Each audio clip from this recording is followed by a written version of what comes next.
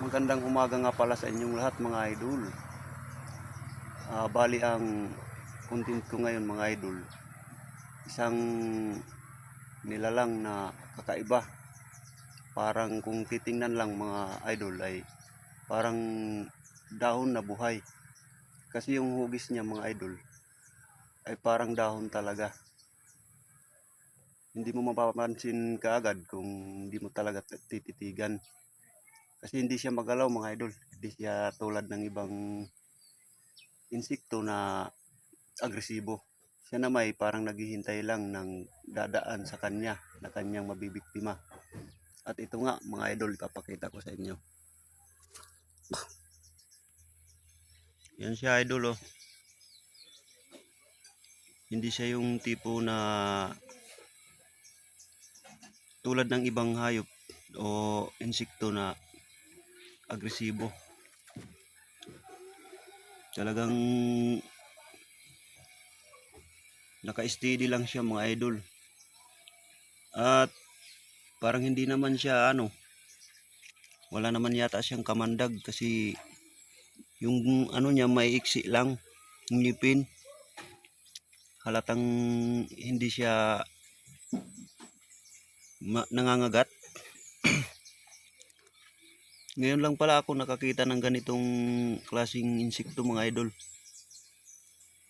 Kasi pag malayo, parang dahon lang siya talaga ng bayabas. Lalo na pag inaano niya yung buntot niya. Ito nga pala yung buntot niya mga idol oh. Parang dahon talaga yung buntot niya. Kahawig ng dahon ng bayabas. Siguro ito'y isang uri ng mantis. Ito yung niya, panipit. Kaya lang parang walang gamit yung panipit niya. Di tulad ng ibang mantis na mahahaba yung gumaganyan. Ngayon ko lang nakita ang ganitong uri ng nilalang. Tingnan natin yung likod niya mga idol. Yung tiyan ba? Ayan oh. Yan yung tiyan niya mga idol.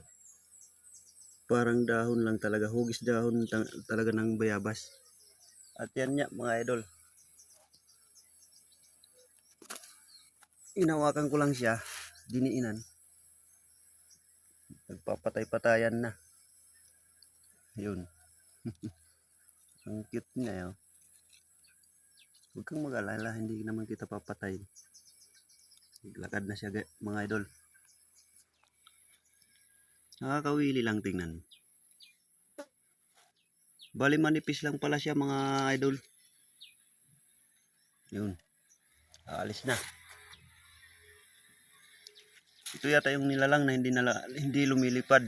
Kasi yung pakpak niya mga idol oh. Maliliit lang.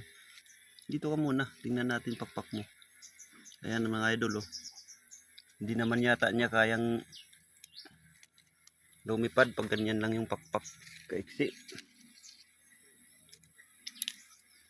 Kita ko sa inyo ng malapitan mga idol. Para yan yung tsura niya.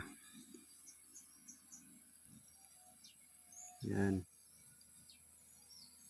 Pakita ko yung bunganga. Hindi naman siya klase ng insekto na mangangagat ng malalaking nilalang. Talagang pagkakaalam ko yung maliliit lang yung kaya nitong kainin. O di kaya mga dahon nga lang yata mga idol.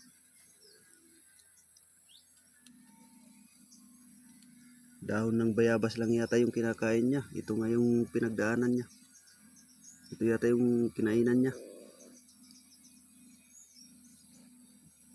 Nagandahan lang ako sa kanya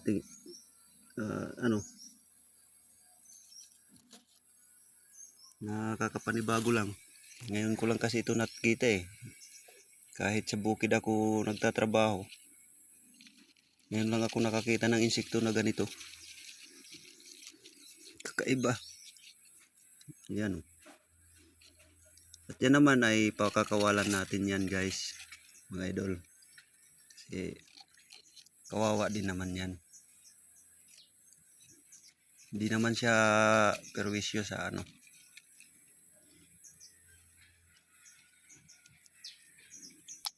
Ibabalik lang natin dito sa mga puno. Pagkakaalam ko kasi bayabas yung kinakain niya, kaya ibabalik natin siya sa puno ng bayabas. Bahala na siya maghanap ng ano, kanyang makakain. At ayan nga mga idol, ibabalik natin. Doon. Yan. Yan na. Yan, bahala na siya magano. Basta binalik na kita. Yun, doon ka na. Yun na. Safety na siya mga idol. Yan, hanggang dito lang muna mga idol. Maraming salamat.